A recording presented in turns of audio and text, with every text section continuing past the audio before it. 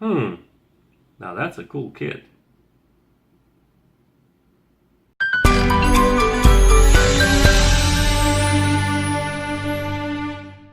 Hello and welcome dear skill modelers to my small hobby YouTube channel. My name is Tomo and today we're going to be looking at JetRanger, a bell JetRanger.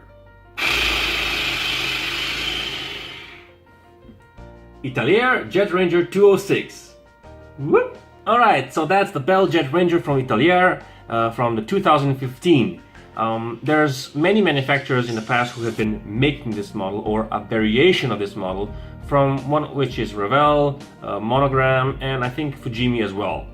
Don't quote me on that. This is a very cool model kit that I would recommend for a beginner because it doesn't have a lot of parts and it will probably go together very quickly. It has around 65 parts. The exact specifications. So this kit comes in 3 different variants. They all have to do with policing. One is the LAPD, second is Stockholm PD, and third Bologna PD.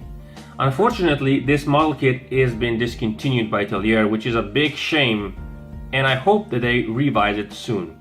So like per usual, we will jump into the box, but first, little history.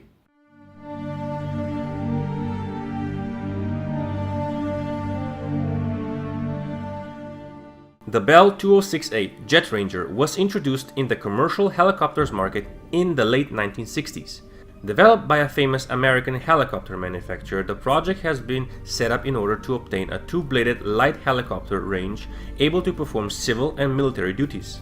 Essential but functional design and the possibility to carry on board 5 people, pilot and passengers, are some features that support the worldwide commercial success. It makes it possible to continuously enlarge and improve the variants and versions of the JetRanger light helicopter family. The OH-58A Kiowa is the military version of the Bell 206 and it was primarily used as a scouting and light observation helicopter by the US Army. The JetRanger has also been produced in Italy under the license by the Italian manufacturer Agusta as AB206.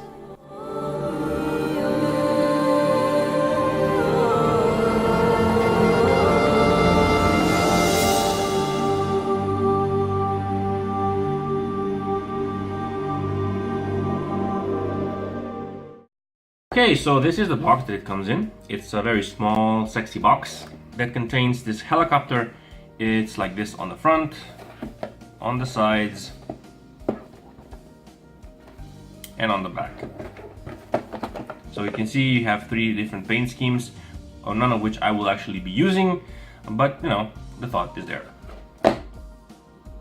So let's take a look what's inside. In the box there are only 3 sprues, 2 of which contain body parts and interior pieces, and 1 is clear part. Okay, so both 2 sprues contain basically equal amount of stuff, and they're not divided by interior and exterior. They're basically just everything. The molding process is pretty good. Actually, you have raised detail, which I really like. You can feel the rivets and the panel lines. This is like really good stuff. I like that they chose to do this. The molding of the smaller pieces is adequate. There is no flashing, not to my extent, what I could see. And it does look the part. I mean, it's a 1/72nd scale model. It's not like super detailed, but it is enough to pass, in my opinion. Onto the clear parts. It's a very small clear part. The parts are a little bit foggish. I mean, they are not as high quality as you would think, but they serve their purpose. They will cover the openings and make sure that you have the illusion of glass, which is just fine in my opinion. Mind you, these pieces are very small and you should really be careful while you're putting them in. Otherwise, a fingerprint will eventually creep up on you, and that is not a good thing. So the decals, they're sharply printed. There are 3 versions, like you've seen in the box, and really I have no complaints. Even the instrument panel is printed adequately, and I don't think that you will be disappointed by this particular kit.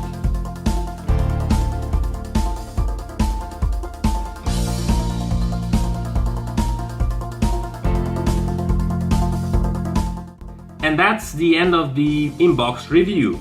I want to thank you so much for watching. If you have been, thank you for liking, commenting, and subscribing. And I'll see you again soon with another one. Bye.